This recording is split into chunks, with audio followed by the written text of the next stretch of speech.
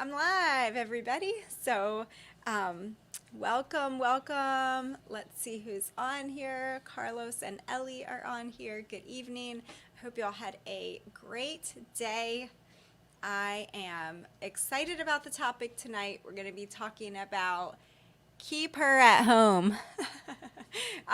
Keepers at home, okay? And I have a new dress for you, and this is very outside of my box, y'all. I don't think I've ever had a little leopard print of anything, not a purse, not an accessory, nothing. This is very outside of my box, but my husband thought it was nice, and so I have it. And this is also one of the dresses, the same style as I had last night, I believe.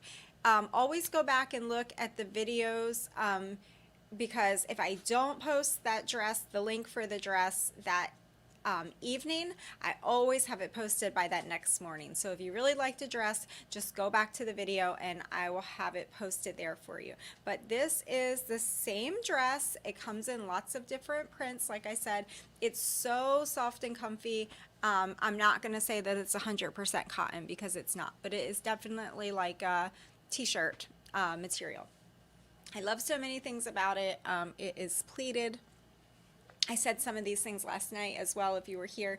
The buttons are on here, but there's no gapping. The buttons are just faux buttons. There's no gapping in it. I do have my slip-on underneath of it. It does have the ruffle sleeves that I really like, and it does have the underneath part that I showed you the other night. It has like this little inside patch, which is very, very nice. It comes up nice and high underneath your arm for modesty reasons. So I love the length of the dress. It's just very, I don't know, it's about 6 to 8 inches below my knee.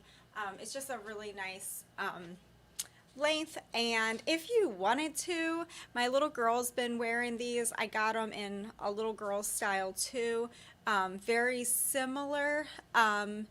Her neckline is more rounded at the top, but I think I showed you one of hers, and she has another one on today, and she's been using them as swim dresses, and she really likes them for that too. And the little girl's is great because it also, I sized her up to an 8, and then I realized that it was a little bit longer than what I wanted it to be for a play dress, so I returned them and I just went back to a size 6 or 6'7" in her dress, and that was it. This size is a small, and hers is great too because it's just the same. I think hers might come up a little bit higher, like right below her knee, which is great for a swim dress or a play dress. It just stays out of her way, and she can wear her shorts underneath of it, and that's just awesome. So, and in the wintertime, you can put a sweater on and put some leggings on. And I am going to do a winter episode because I know some of y'all live in the cold country and you want to know about the wintertime. So I'm going to do a special winter episode, but that'll be coming. That'll be coming up. So I hope you all had a wonderful, wonderful day. And if you have anything to say, please don't hesitate. I am going to be reading through Titus 2 this evening because I think that the whole thing is applicable. So I'm going to be reading all 15 verses very quickly here, and just to think on some of these things, because sometimes it's easy to pull a verse and then we've heard that verse so many times, but there's so much good in that whole chapter that I just thought I'm just going to read the whole thing. So Titus 2, here we go. But speak thou the things which becometh sound doctrine, that the aged men be sober, grave, temperate, sound in faith, in charity, and patience. The aged women likewise, that they be in behavior as becometh holiness, not false accusers, not given to much wine, teachers of good things, that they may teach the young women to be sober, to love their husbands, to love their children, to be discreet, chaste, keepers at home, good, obedient to their own husbands, that the word of God be not blasphemed. Young men likewise exhort to be sober-minded. In all these things showing thyself a pattern to good works, a pattern of good works, in doctrine showing uncorruptness, gravity, sincerity, sound speech that cannot be condemned, that he that is of the contrary part may be ashamed, having no evil thing to say of you. Exhort servants to be obedient unto their own masters, and to please them well in all things, not answering again, not purloining, but showing all good fidelity, that they may adorn the doctrine of God our Savior in all things. For the grace of God that bringeth salvation hath appeared to all men, teaching us that denying ungodliness and worldly lust, we should live soberly, righteously, and godly in this present world, looking for that blessed hope and the glorious appearing of the great God and our Savior Jesus Christ, who gave himself for us that he might redeem us from all iniquity and purify unto himself a peculiar people, zealous of good works. These things speak and exhort and rebuke with all authority. Let no man despise thee. So that chapter is a great chapter. And it's just so chock full of so much good information and just so many reminders of what we are striving for as ladies in the Lord, and what our focus should be, and what we should be teaching, and what we should be exhorting, and just our frame of mind and our state of our spirit, what we just need to be focused on in our day to day. That whole chapter, I used to have parts of that just taped to my refrigerator, when I was a young mom, and I needed encouragement in what I was called to do. And at times, if I would doubt what I was called to do, because y'all remember that I did go to college, I worked from the time I was a young teenager and all the way through. I always had several jobs. I worked as a career, and then I came home, and I really struggled when I decided to come home to raise our children. I really struggled in doubting that I was bringing any value to my family by being home. I felt like I was not coming equally. I wasn't pulling my load. I just wasn't doing what I needed to do. And a large part of that was because I had accrued quite a bit of college debt by getting my degree and all of that. And I felt really guilty that now I was deciding to stay home and my husband was going to have to pay off all of that debt. And I felt like it was just, I had really made a big mistake in pursuing the whole career thing and making a lot of money, but then deciding to stay home. And it was just really a struggle. So I had some of those verses taped to my refrigerator. So that way, in the days or moments that you would doubt what you're supposed to be doing, I would look at that and remind myself that no, I am supposed to be here. And my husband was always good about that, saying, you're doing the best thing. No, you're doing the most important thing. So that was really awesome that he would encourage me like that, because I really did not have a lot of self-confidence in being a stay-at-home mom. And it's so strange to say that, because both of my grandmothers were stay-at-home. My mom was pretty much stay-at-home, except for like 2 days a week. She was a nurse through my high school years. She worked, but I mean, I had friends' moms that were all stay-at-home. Like, it was, I feel like probably my generation or right around there was kind of the first generations that were really starting to experience, this huge shift of it was just very much this equality movement that everybody was expected to go on to college. So I wanted to look up the King James dictionary definition of keeper because I thought that might be fun and interesting. So, keeper is a noun and it means one who keeps, one that holds, or has possession of anything. So, that's interesting. The first definition, one who retains in custody, one who has the care of a prison and the custody of prisoners. So I don't hold any people hostage here in my home, so we'll skip that first definition. One who has the care of a park or other enclosure or the custody of beasts. Well, I do have some beasts. I have one little beast at my feet right now. I love that little beast. Speaking of my dog, not a child. As the keeper of a park, a pound, or of sheep. A pound. Okay. Or three, one who has the care, custody, or superintendence of anything. Well, I would say that as a mom, a stay-at-home mom, you have the superintendence of everything.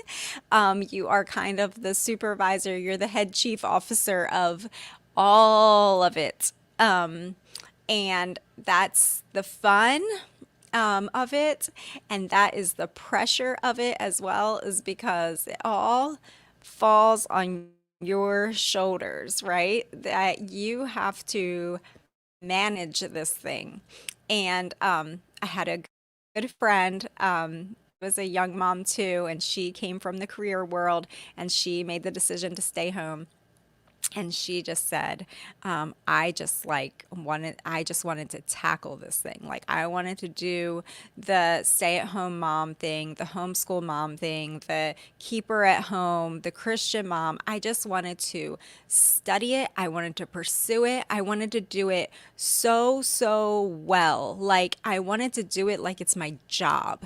And that just motivated me so much because, I'm like, oh yeah, like bring on the challenge. I want to do this thing, you know? So that just made it fun. It was like, okay, how can I learn to cook from scratch? How can I learn to put up food? How can I learn how to minimize my house to a point that it's maintainable? How can I go have fun with my kids? What can we do? Let's do park days. Okay, let's do beach days. Let's go have snow days and play in the snow. Like, let's do all these fun things. And it was just, I can be whatever you make it to be is the fun of it. That's the super fun of it, right? Is you have all this creativity and all this flexibility that you literally can make it what you want it to be.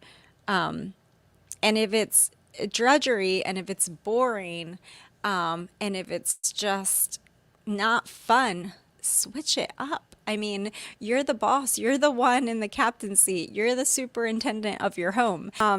That was all like, that was all pressure that has been recently brought in, is how she was seeing it way back then. She was saying, nobody had a perfectly clean home. Maybe if you were like very wealthy or something, but she's like, most people, I mean, you're living on a farm. You have large families back then. Most people had large families, right? There were some people that had smaller families, of course, right? But a lot of people had bigger families, and nobody was doing it perfectly, right? There wasn't Instagram to take pictures and compare ourselves among ourselves, and there just wasn't cell phones, and there wasn't cameras to take pictures of every single thing. I mean, you took pictures of some special times and things, but it wasn't like this how it is now. And she was saying that to me 18 years ago. So she was just encouraging me that, and my husband's mom also was always an encouragement to me in that, because her home was very comfortable. It wasn't impeccably clean. Like you didn't go into every little nook and cranny and like find it totally clean. It was clean enough. My husband would say, clean enough to be healthy, and dirty enough to be happy. That was his saying. And it was true because you just felt comfortable. Like at my grandmother's house, you felt comfortable. You could come in, you could sit down. Was everything immaculately cleaned? No, that wasn't the, the feeling of it, but it was clean enough. I mean, the dishes were put away. The counter was wiped down. The table was cleaned off. She would wipe it off if we got done eating. But it was just good enough. It was just good enough. So I'm just saying to give yourself some grace. If my prisoners, that was a bad definition. Sorry, Shelly. Farm kids, they're not prisoners. Trust me. So yeah, um, she was just saying that's kind of like a burden that's just like modern time has put on wives and moms of this like perfectionism, right? This ideal of perfectionism, and it's very unhealthy and it's not good. So if you're overwhelmed, you know, go outside. It'll all still be there, I promise. None of it goes away. There's still going to be laundry. There's going to be laundry to fold. There's going to be laundry in the washer, in the dryer. There's going to be kids' rooms that are disheveled. If you have little ones, that's what they do, right? They gather bits and pieces of things. You give them a pack of crayons, and then there's like broken crayon pieces, and there's Legos, and then you pick up the blocks, and then the blocks are all over again. And it's just the way that it is. You might as well just embrace it and just have fun with it, because it's a season, and sometimes there's longer seasons with things, but you just have to still be able to enjoy your life and your role, and enjoy your children and enjoy your husbands, because we just don't want to take any of that for granted. We don't want to just assume that any of us are going to be here, right?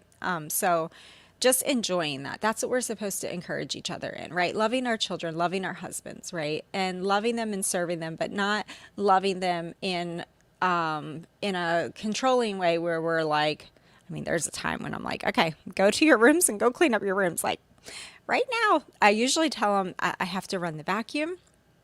So if I, have to run the vacuum, you have to pick up everything that's on the floor. It's just the excuse. So that works pretty well. So let's see. Okay. In Great Britain, the keeper of the Great Seal is a lord by his office and one of the Privy Council. All royal grants, commissions, and charters pass through his hands. He is constituted Lord Keeper of the Delivery of the Great Seal. The Keeper of the Privy Seal is also a Lord by his office and a member of the Privy Council. Well, I would say I am definitely a member of the Privy Council. I'm a member of my husband's privileged inner circle here, right? And and he delegates this to me as his wife, as the lady of the house, as the mother, right?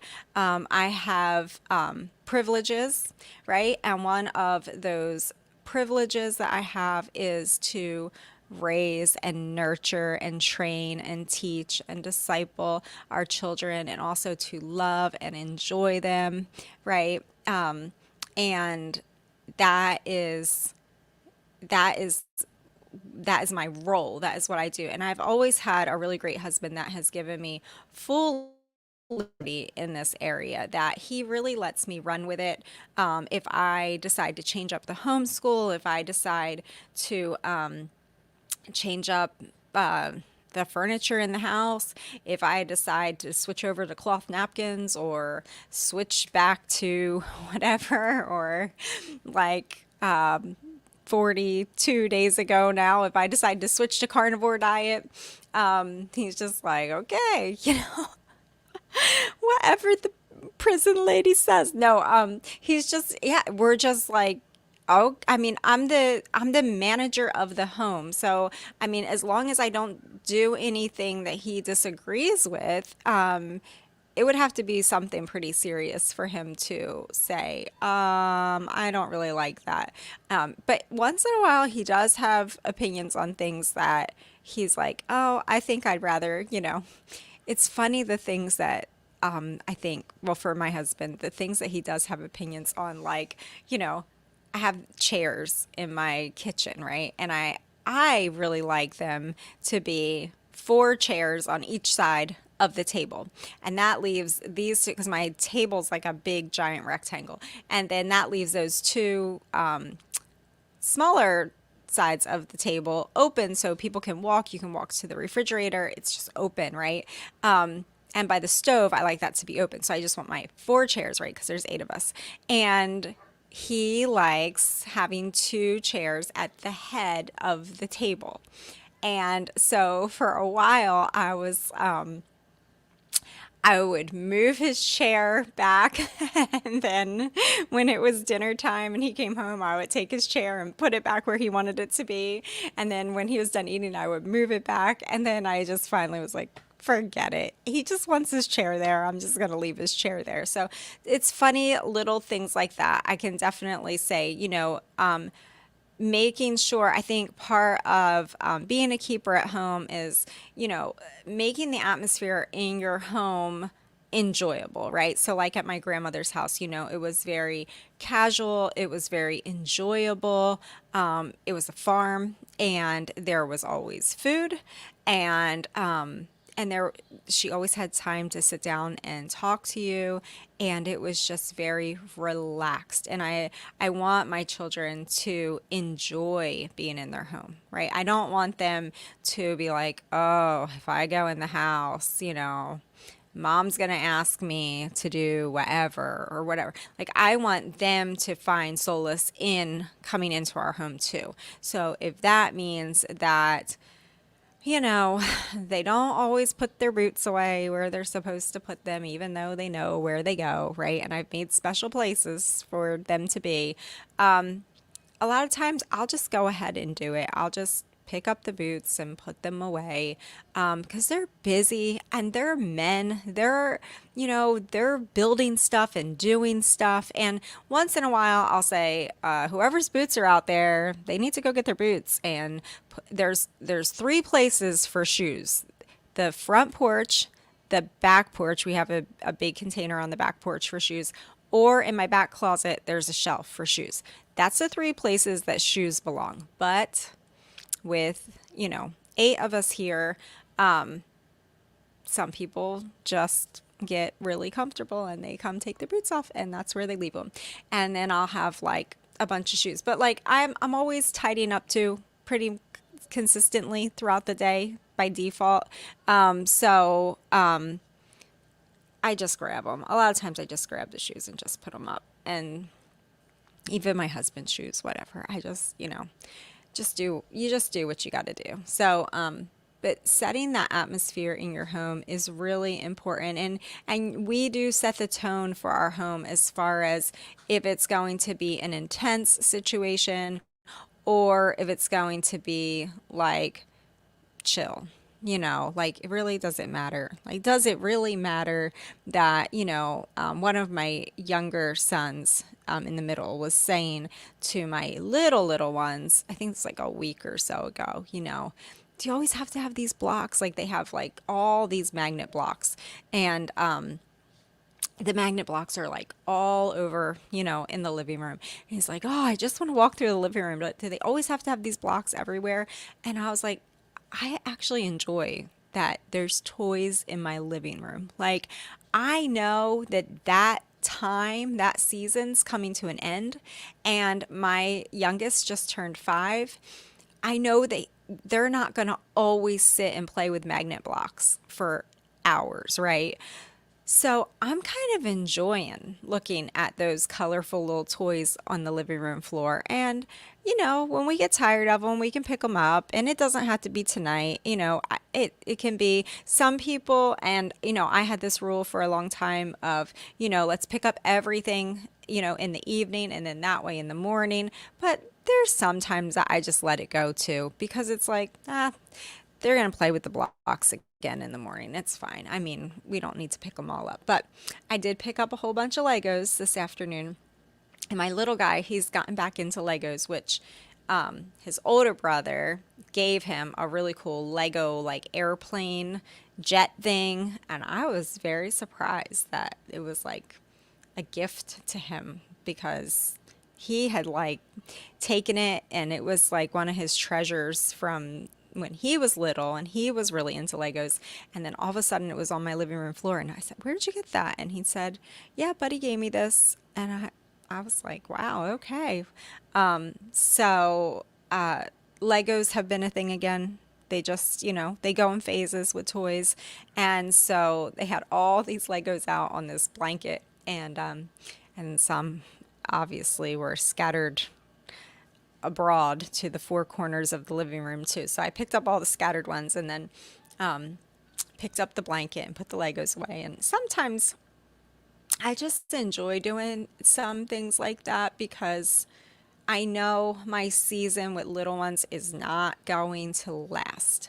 I'm not going to always be picking up Legos off the floor. So sometimes I just enjoy, if it's quiet and they're outside playing, I'm not going to call them back in to pick up Legos. Although, like I said, earlier in the morning, usually in the mornings, I say, for my little ones I'm talking about, I'll say, go back into your rooms and go pick up your rooms, go make your bed.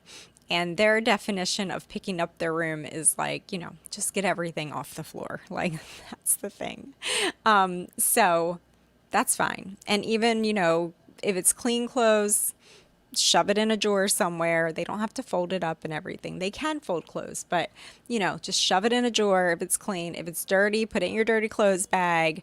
And yeah, and make your bed, which is like, just pull the comforter up and you know, do some training, but it's not brutal. I just want everybody to be enjoying their home.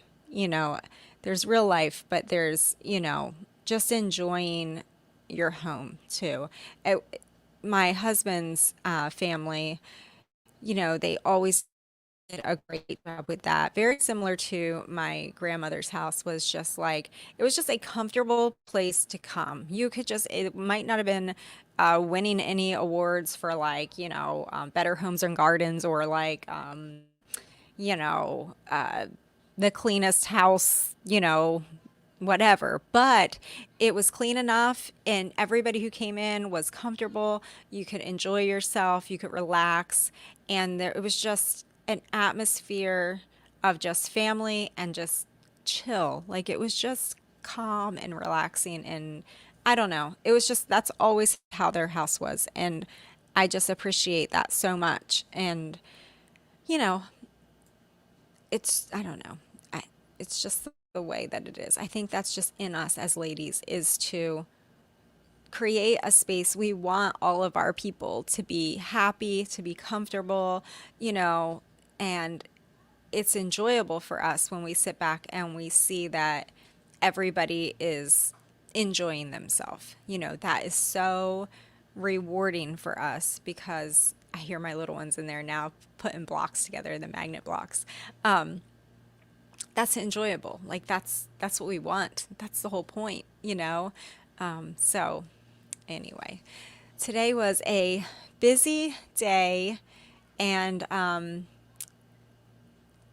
my boys, my older boys, are getting ready to go away for a couple days.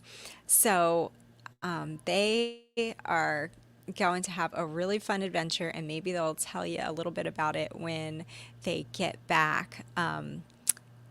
Actually, yeah, maybe Sunday night we'll have our classes. So if any of y'all are joining us on those courses, on those private live streams on Sunday night, I'm sure they'll fill you in on their fun that they're going to have. But it's going to be a lot of fun. And so they're going away, and we're going to see them again on Sunday.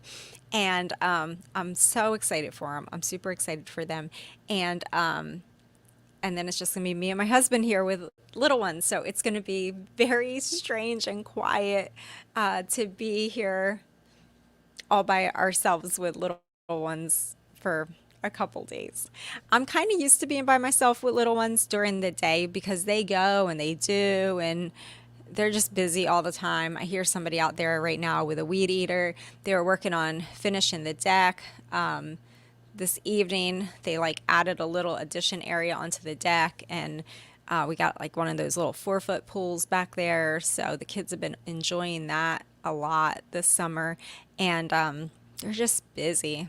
They went and picked up a cow this morning, and just busy.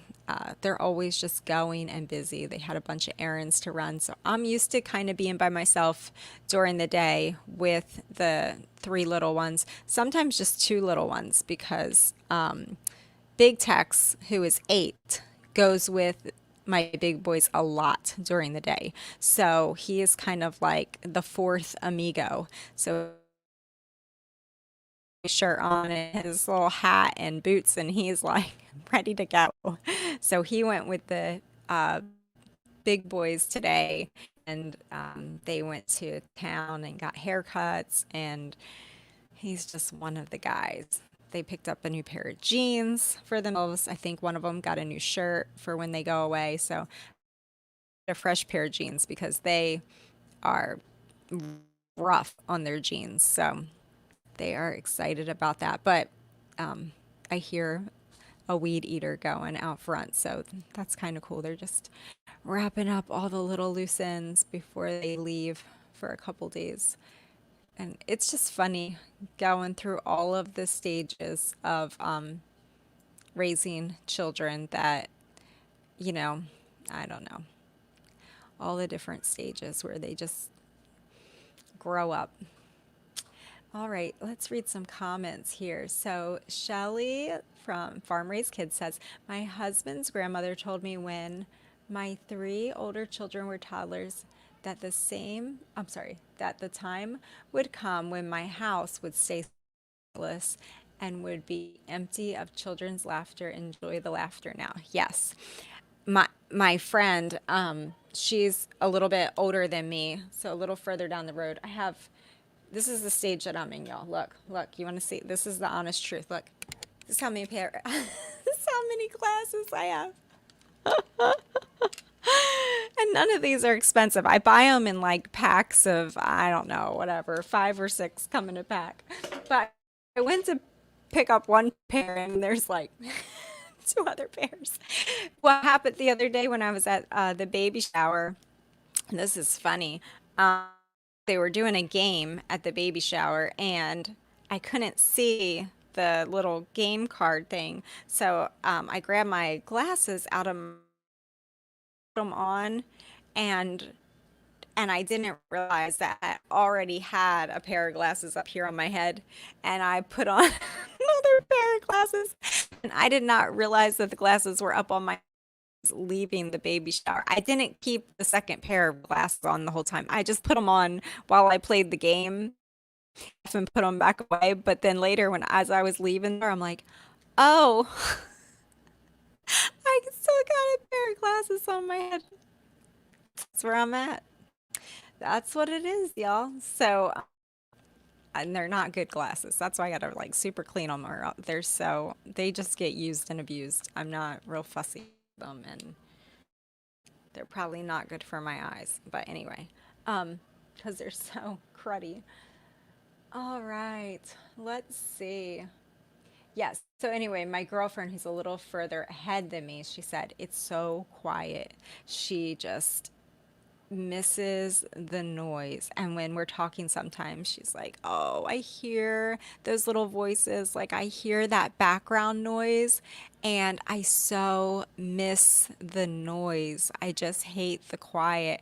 And I know another mom who they had 11, and she said the same thing when I was down visiting with her. She just said, so quiet that it makes me crazy because I'm so used to the noise. And she said she just keeps podcasts on all throughout the day. She always has something playing to just kind of take up that noise because, it's just so different, not there yet. I still have all six of mine at home. So I enjoy the in and the out, and they're in the back door, they're out the back door, they're, oh, now the big ones are home. How'd you make out? What did you do? Tell me all about it. Okay, what are you doing now? I enjoy all that. I know that season is not going to last forever. They're gonna move on and have their own families, and but I'm still trying to enjoy all of the moments still. Okay, I wonder what my husband would say if I declare myself the warden of the home. It's pretty hysterical. Don't tell him you got it from me, please. I'm sorry. That just cracks me up. Yes, we get frustrated, but sometimes we just have to pick our battles. Yes, absolutely. Yeah, that was a really bad definition. I don't know. I don't know why. One who retains custody, the care of the prison, and the prisoners. I'm not, I bet that has never, ever, like that equation has never come into a keepers at home message. That's really funny. I would be a really, really bad warden because I mean, most of the time it's just trying to keep track of who is where. There's just too many of them. And it's funny, this past week at church, oh my, y'all can, I know the people that had more than one child can relate to this, but my little ones, you get their shoes on, right? And they're not that little. Okay. My little ones aren't that little. They're just hillbilly, I guess, because this isn't that hard, right?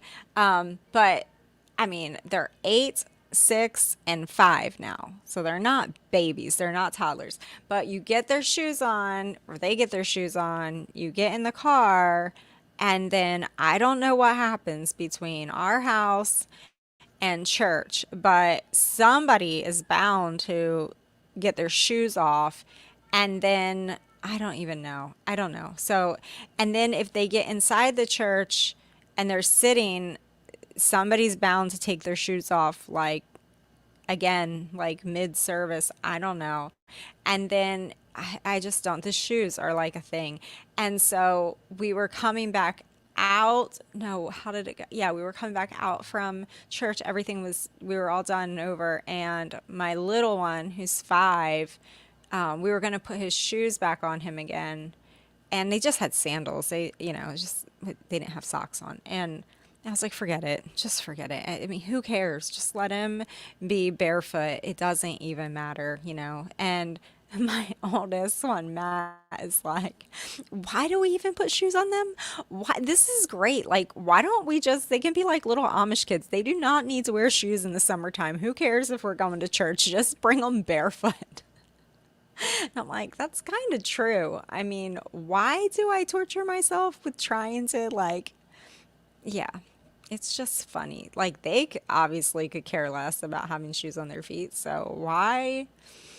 Yeah, my daughter, she's happy to have shoes on her feet when she goes to church because she has a couple pair of shoes that are for church, and she likes her little church shoes. But my 5-year-old, yeah, no. I mean, there's no reason. I don't know why we're torturing ourselves with trying to keep shoes on his feet. I mean, it's probably everybody else would just think it's cute if he didn't have shoes on. Or they would just think he's a country bumpkin farm kid, and that's all true too. All right, Amanda. You would just laugh and say, yeah, right.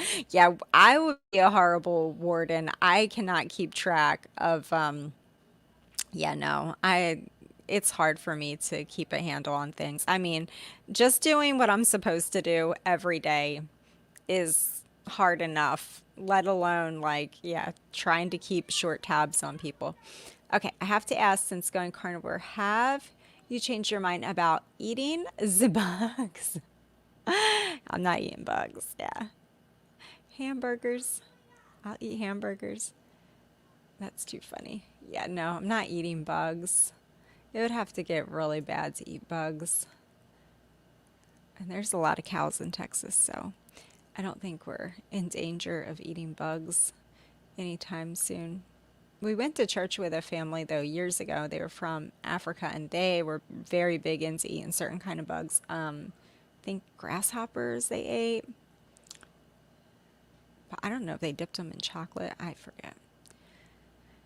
Anyway, I am looking forward to oh, Always Loyal says you like my cardigan. This is my favorite one. I wear this one a lot to church because I just like the color of it.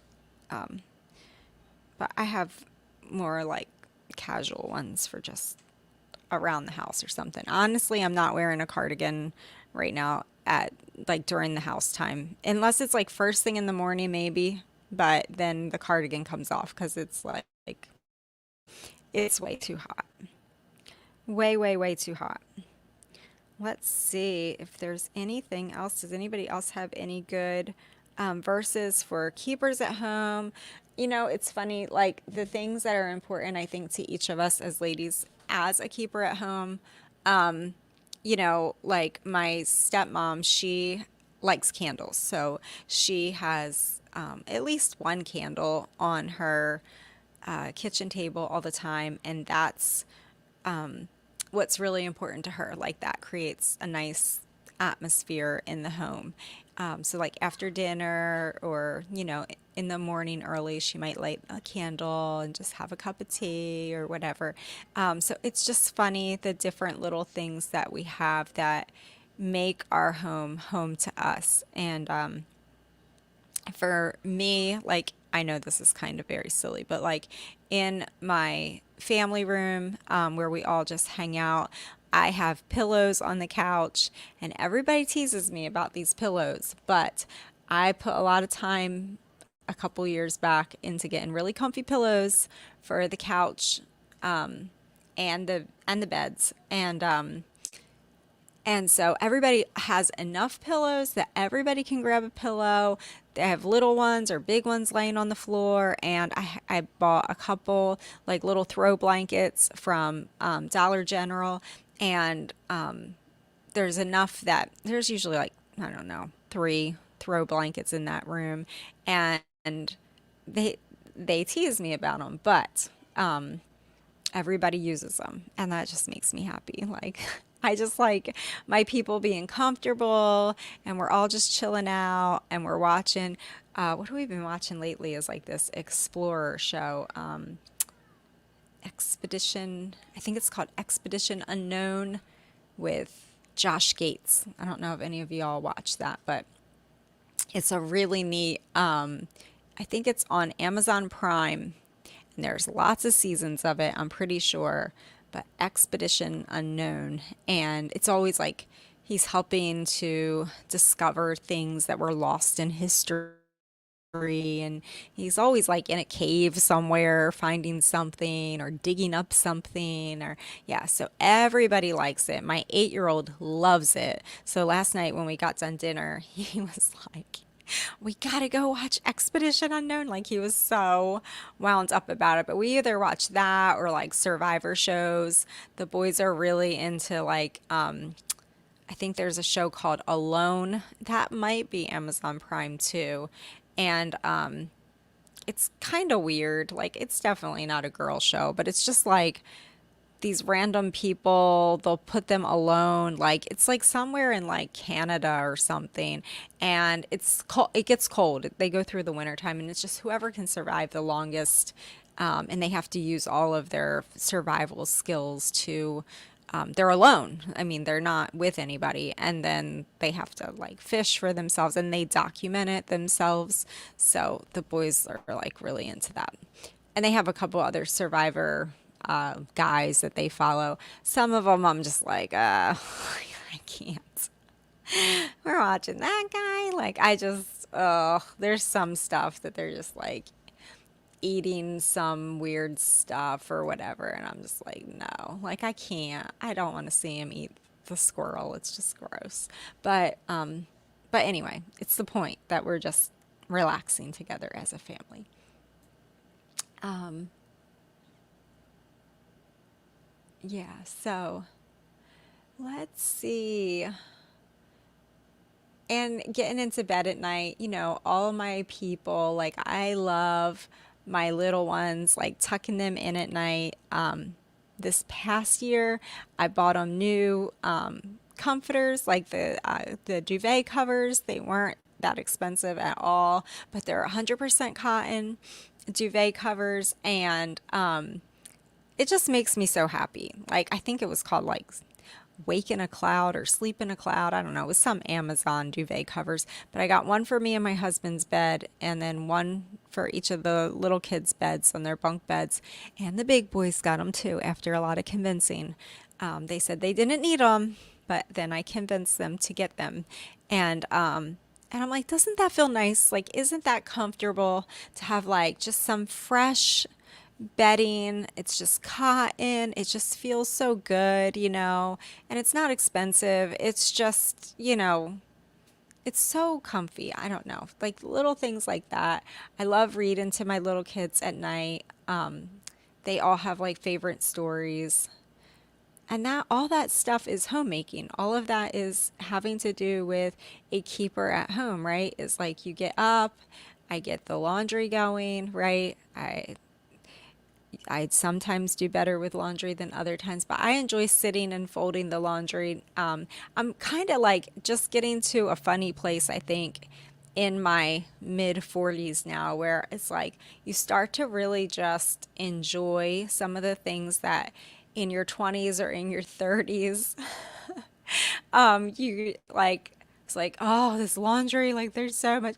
And now it's like, yeah, there's laundry. I'm just gonna sit and fold it. I'm just gonna, drink my tea, drink my coffee, talk to a girlfriend on the phone, fold my laundry. Like you just kind of embrace it. Maybe it's just old age. Amanda says, would you still have done Gerson therapy now that you've adopted carnivore eating? It's so interesting how opposite they are, but each is beneficial. Yeah. I've watched some carnivore videos on cancer specifically and tumors and cysts and all of that stuff, and there is a lot of research and documentation on like very positive results from eating carnivore. And you know so I think, would I do it differently? Like I don't know. um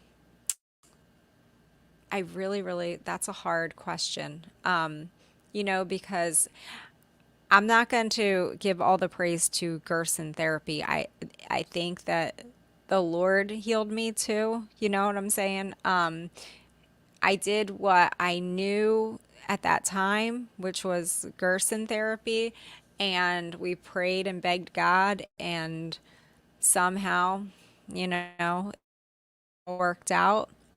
Um, I'm not going to try to take any glory from the Lord in that and give it to Gerson therapy, but yet, I mean, maybe it did play a pretty important role in that. I felt good on it. It was not easy to do. It is a full time job and a half doing Gerson therapy if you are sick. But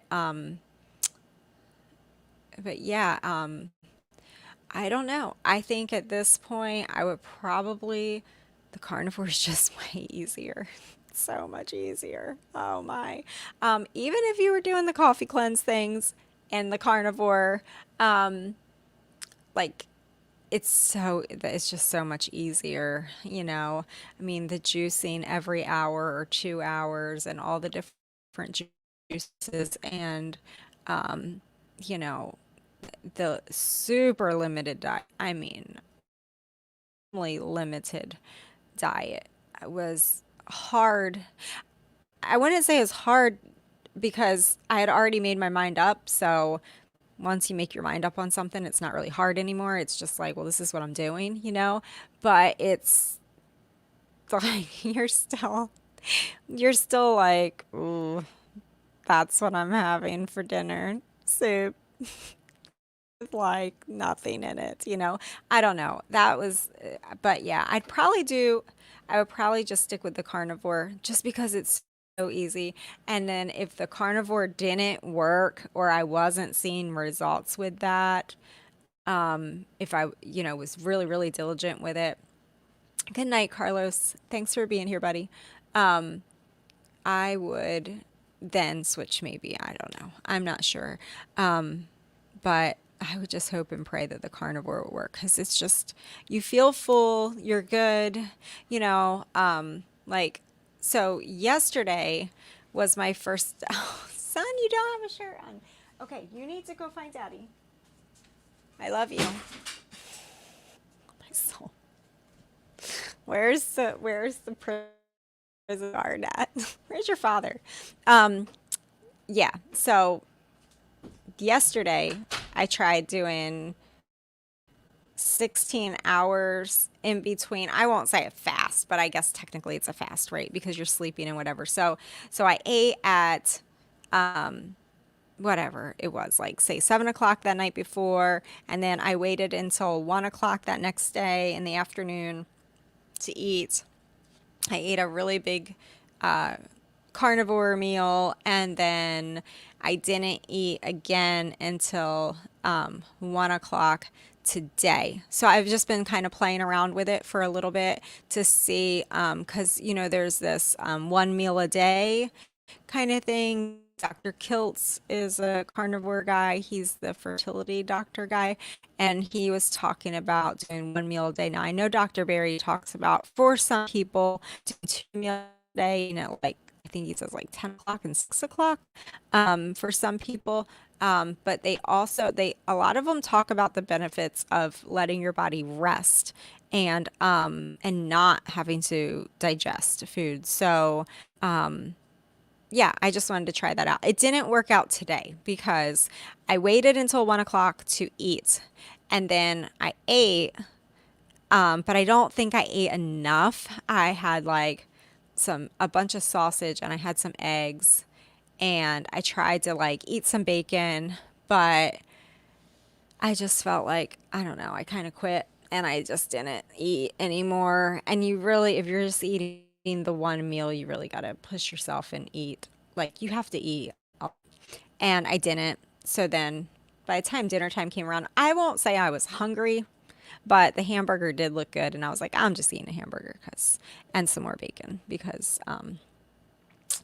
yeah, I just don't think I ate enough earlier.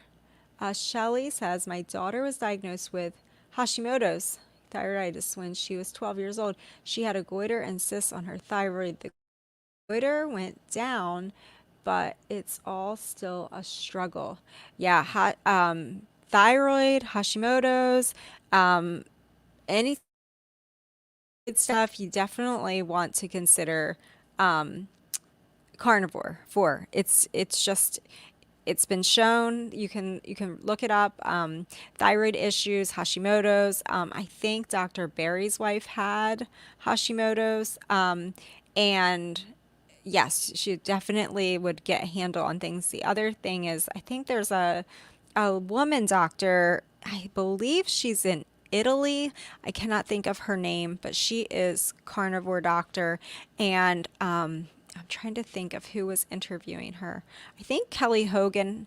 I think Kelly Hogan had her on her show and on her channel. It's a woman doctor. She specializes in thyroid, and I believe she lives in Italy. I cannot remember her name.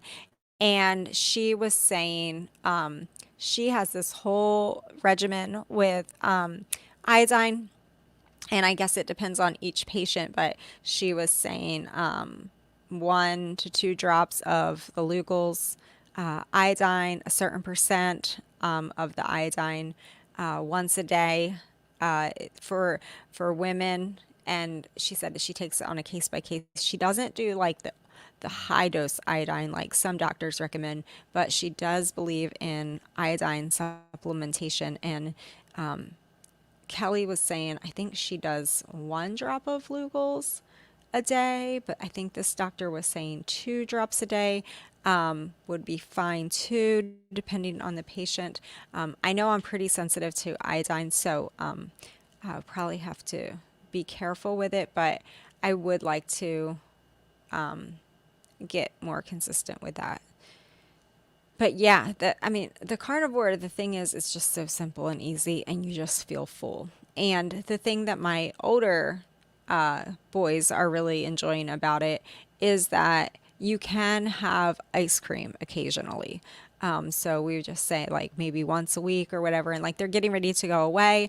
And I reminded my older son, I was like, now you're gonna have to be careful because there's gonna be a lot of food, and you're gonna have to not make yourself sick because like the other day he tried to drink a smoothie and he hasn't had a smoothie, none of them have, in like weeks. And then he just tried to drink a smoothie and he ended up totally sick to his stomach, and like he was at an appointment and had to excuse himself because he had to like run off into the woods and like literally got sick because it just all came back up again. His body was like, his gut biome just totally changed. So then he called me on the way home, was like, Mom, you know that gut biome changing thing? Yeah, that's for real. And I was like, what?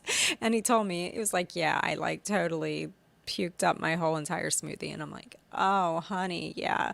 So, so I told him, I'm like, when you go away, you know, you just got to be careful. Like, you can't just dive all in. You might end up with like serious stomach cramps or, you know, sick to your stomach, and you don't want to be doing that. So, and he was like, no, he's like, I already know. Like, I can't, I got to be careful. So, so I'm sure there's going to be lots of meat options. And then he was like, I can always have ice cream for dessert. And I was like, yeah, you can find ice cream.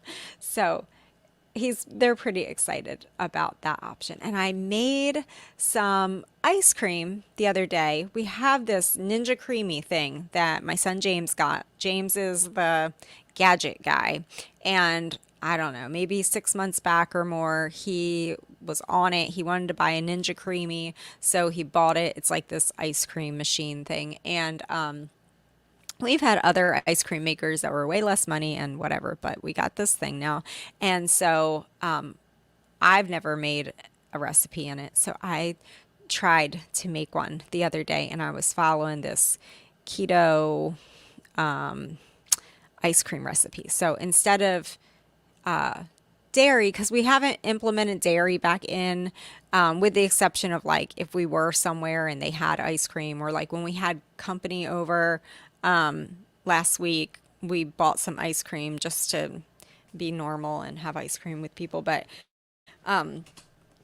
generally we haven't introduced butter, we haven't introduced cream. I know carnivore people, some of them do that. Some do some dairy, some do no dairy, some do limited dairy. So it's all different for everybody. But I haven't reintroduced dairy.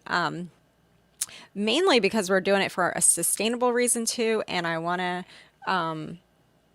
want to buy a bunch of stuff from the store. Like, I just don't. Like, the whole point is to eat really, really clean and simple and not buy stuff from the store. So I don't want to get tied back into that at all. So anyway, but that doesn't make sense for what I'm going to say is that I made coconut ice cream, which obviously that's not sustainable. So it was coconut cream, and it's non-dairy. That was the point, I guess, whatever. And vanilla and eggs and, oh, our honey. I used our honey. So my daughter, Grace, was like, oh no, you made a recipe, Mom. Oh no, this isn't going to be good. Because my older boys can cook and do things so well that when I try to do something now, my little ones are like, oh no, Mom's doing it. Never mind, it's not going to be good. So, anyway, it's funny. Emily can't do iodine either. However, doctor says getting it through kelp. Yes, you can just add a little bit of kelp. Yep, the dry kelp is good.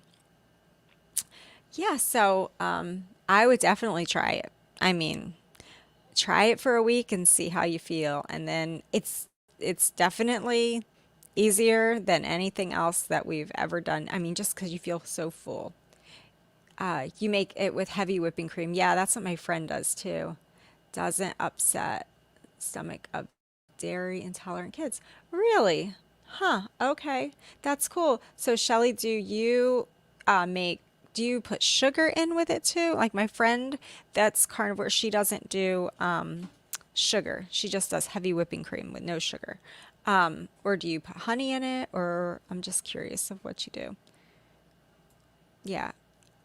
I mean, I'm not, if it's gonna be coconut cream or I have to pick up some cans of heavy whipping cream, like I'm not totally anti-store, but it's just so freeing. It's so awesome to not have like this big giant grocery list, to not be like, oh, what do I have to buy for my pantry this week or this month? Or, oh no, let me take inventory and see what my stock is low on now. It's just so freeing. It's super awesome. So I'm enjoying the simplicity of it. So I think, y'all, I'm gonna hop off of here because it is 2 minutes over, and I hope y'all have a stevia. Okay. Um, I hope y'all have a super wonderful evening with your family, and it was super fun hanging out. And I will be back on, Lord willing, tomorrow evening. Our internet seems to be doing great now, so we got a new tower, and it's all working pretty good. My little beast is begging at my feet to come snuggle with her, so I'm gonna hop off of here. But I hope to see you all back tomorrow evening, and we'll have a new topic and lots of fun. So until then, I will see you all tomorrow. I'm gonna leave you right here. Good night, y'all.